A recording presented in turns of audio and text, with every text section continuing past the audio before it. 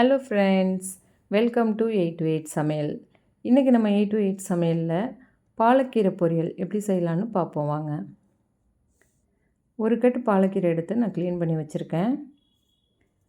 இப்போ நம்ம இதை கட் பண்ணி எடுத்துக்கலாம்.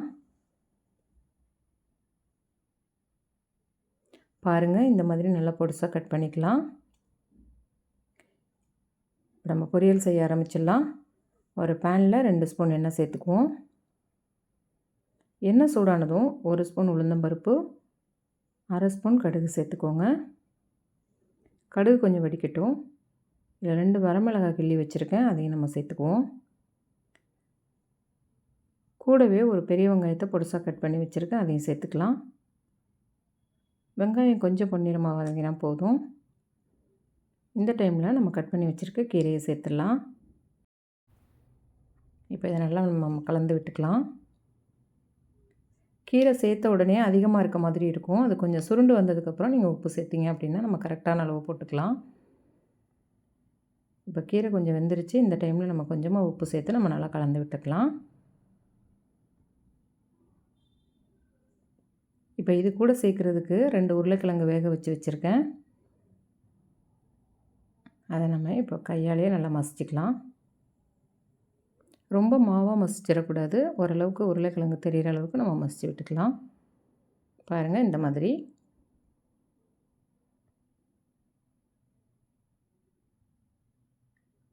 இந்த மாதிரி கொஞ்சம் கிழங்கு தெரிகிற அளவுக்கு மசிச்சு எடுத்துக்கோங்க.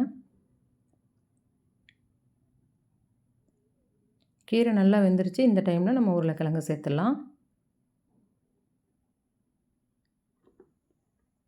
சேர்த்துட்டு நல்லா மிக்ஸ் பண்ணி விட்டுடுங்க. கடைசியாக கொஞ்சமாக துருவன தேங்காய் சேர்த்துக்கலாம்.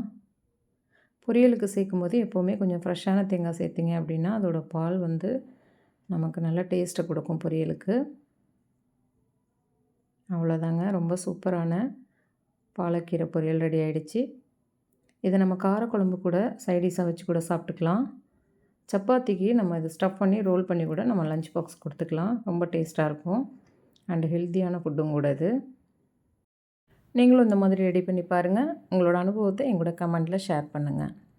இந்த வீடியோ உங்களுக்கு பிடிச்சிருந்தா 8 to 8 சமையலுக்கு லைக் பண்ணுங்கள். உங்கள் உறவுகளுக்கும் நண்பர்களுக்கும் ஷேர் பண்ணுங்கள். மறக்காமல் நம்ம சேனலுக்கு சப்ஸ்கிரைப் பண்ணுங்கள். தேங்க்ஸ் ஃபார் வாட்சிங்.